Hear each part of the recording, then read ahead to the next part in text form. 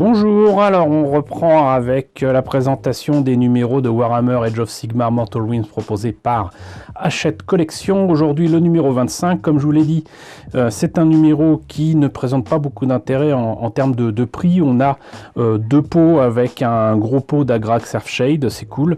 On a du Balthazar Gold, c'est cool aussi, mais en tout et pour tout, ça doit faire peut-être en boutique dans les 9,50 €, alors que là c'est un numéro qui est à 9,99 €. Alors je sais que ce numéro ne présente pas d'intérêt que pour les pots et que le fascicule peut présenter un intérêt pour pas mal de gens.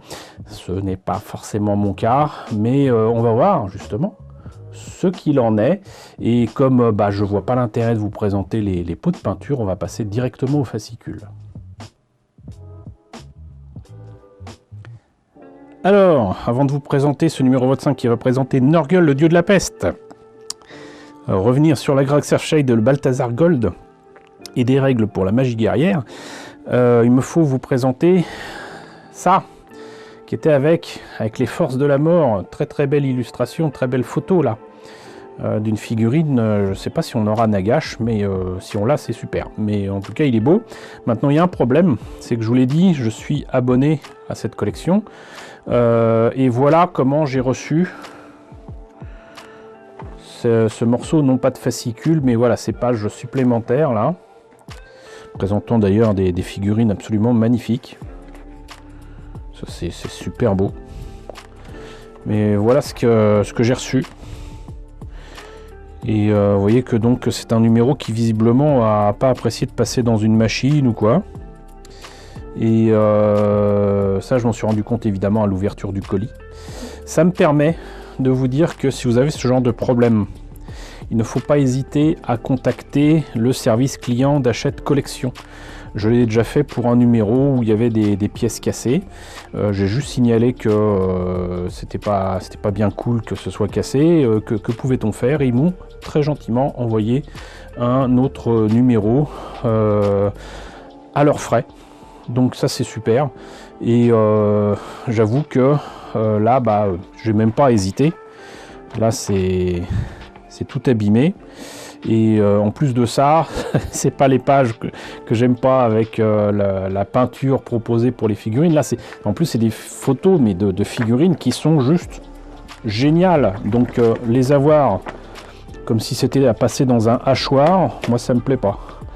Moi, il me faut ça dans un état impeccable. Après tout, je suis abonné, je paye pour ça. Donc, voilà, ça serait dommage de ne pas avoir ces pages-là avec ces superbes photos et ces superbes réalisations. Donc, je les ai contactés.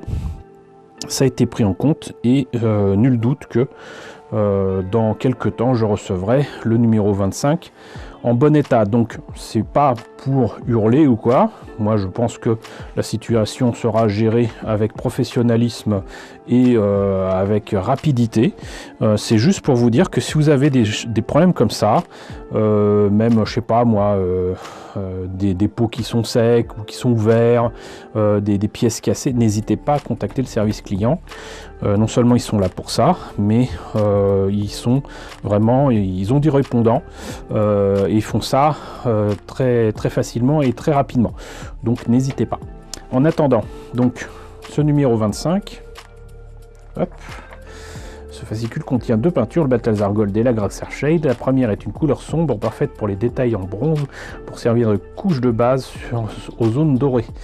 La seconde est idéale pour ombrer les zones métalliques, mais vous pourrez aussi vous en servir sur d'autres couleurs comme le brun et l'or.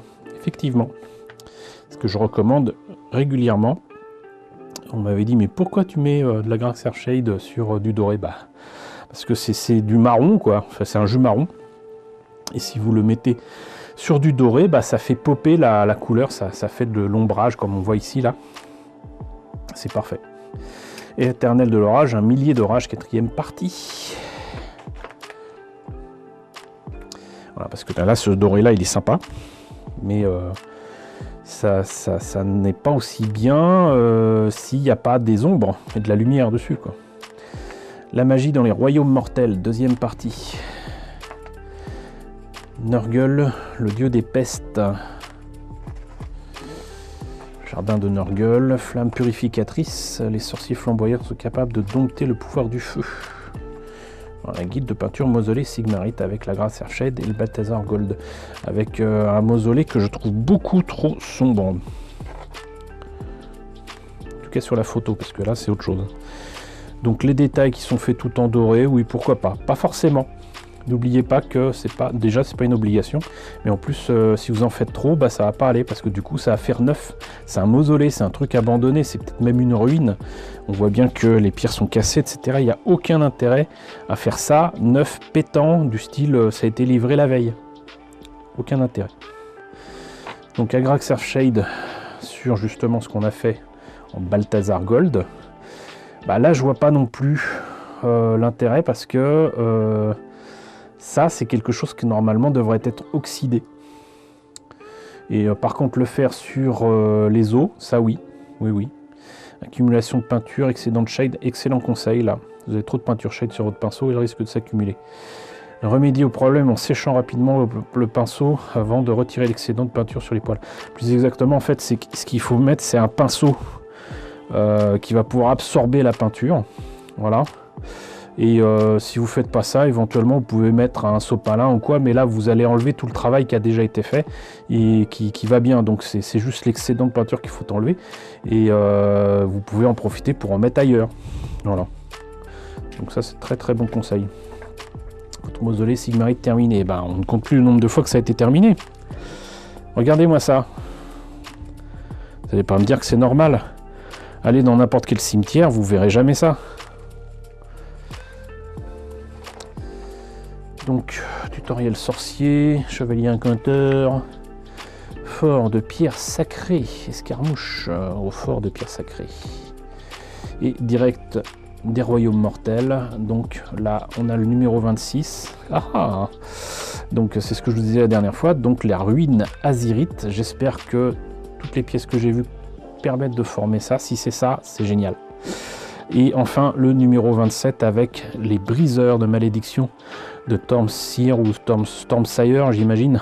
Donc numéro 27, bah, c'est encore des éternels de l'orage, quoi, mais ils sont inédits. Ils m'ont l'air d'être bien cool, avec en plus des morceaux de socle détaillés avec des pierres et tout.